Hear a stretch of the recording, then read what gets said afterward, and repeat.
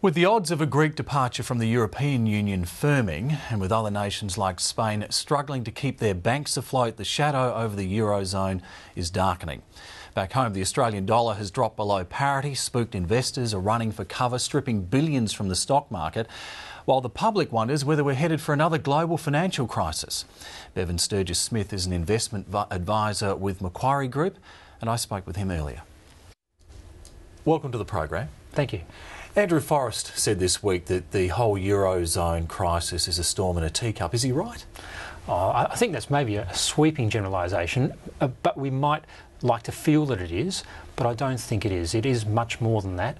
It's different on a number of different levels. I think we'd like it just to be a storm in a teacup, but no, it's not. We have to really take it quite seriously. But more than that, it's how people are reacting to the news each day that's coming out of Europe that I think is causing a lot of the behaviour that we're seeing. So where are you seeing that reaction on the market? I mean, we've seen an incredible amount of activity, huge amounts of money stripped out of markets, not just here in Australia, but worldwide. Is that the market rather running in fear? I think so. I mean, usually the markets run on fear and greed, and I think at the moment we're certainly in that fear mode. Maybe not necessarily so much the average punter in the street, if you like. Institutions who have taken large positions, months ago are clearing those positions, reducing them. We're seeing some sell down of Australian stocks by international investors, perhaps shifting that money back into US dollars that's viewed perhaps as a little bit more stronger. So yeah, we're certainly seeing that at the moment. Now, we've seen a drop in the Australian dollar. What is driving that? That same sentiment, that same fear? Yes, it's more of a supply and demand issue. With so much money flowing towards US securities, which is seen as sort of the backbone or the stronger place to put your money, that obviously puts a demand up for US dollars, and so that's impacting on our dollar. Now, Christian Porter last week when he delivered the state budget, his budget is based on what is now outdated information, the fact that the crisis in Europe seemed to be receding. He was saying that Western Australia wasn't really directly exposed to the crisis in Europe. Is he right about that? I think he is. It's very difficult to see a direct link. Not many businesses sort of interact, if you like. Obviously, we have tourists that go to Greece and etc. But no, if Greece as a country was to sort of cease to exist, which is a horrible thing to consider, the direct impact on our economy, if you like, would not be significant. But as we talked about before, I think it's more a sentiment thing that we're seeing, people's reactions to what might happen if certain things happen in Greece and other parts of Europe. So what do you think would be the fate of the Australian economy and I guess the impact on Western Australia if Greece does exit the Eurozone? Well, I don't necessarily think them leaving the Eurozone or staying in the Eurozone is the real issue. It's more how the financial markets work with that, because if they stay in the Eurozone, then their debt is managed a particular way. If they leave the Eurozone, they have to manage it a completely different way. And so that's going to impact on the European banks who are holding that debt. Obviously, there are some other banks around the world that are holding the debt, but it's mainly European banks. So that's really more what's happening.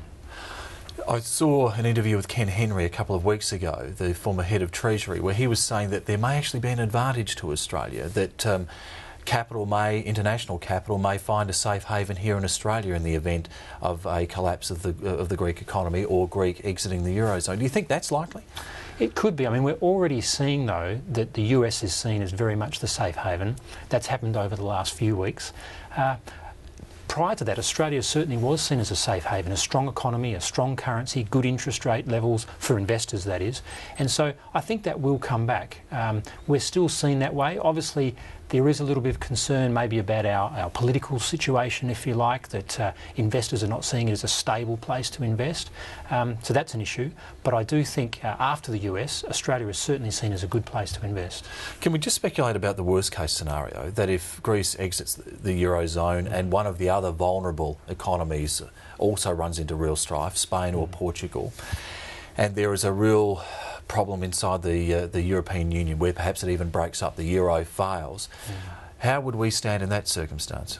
Well, I think generally we'd be okay. Very much Australia looks after itself most of the time. We're a very strong exporter, which is, in this instance, probably a good thing. So we manage to support ourselves. But if that occurs, as you say, in Europe, where Greece perhaps doesn't survive, you're looking at about $300 billion of debt that's within Europe as it relates to Greece, that all of a sudden is in a very, very poor situation.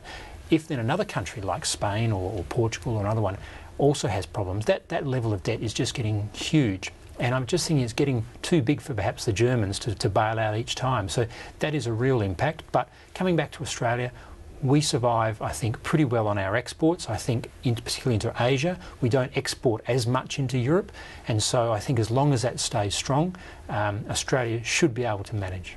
Does that worst case scenario have us edging towards a global financial crisis like we saw in 2008? Or perhaps even something worse? Well, it's interesting because the global financial crisis was very much about the freezing, if you like, of the banking sector. They wouldn't lend capital, so businesses couldn't grow, and the flow-on effects of that. We could get to that point if, you know, for instance, that $300 billion or euros, that I mentioned in Europe sort of evaporates or becomes bad debt, then that could create a real problem. See, at the moment, you know, the European Union is pumping money into the European banks, trying to get them to lend to replace, you know, that debt that they've got that's gone bad. So that needs to keep going. So look, it's a tough situation for the European Central Bank to manage. So a credit crunch is just one of a whole range of scenarios that could play out over the coming months. What sort of time frame are we looking at? I mean, the Greeks go back to their polls, I think, on the 17th of June.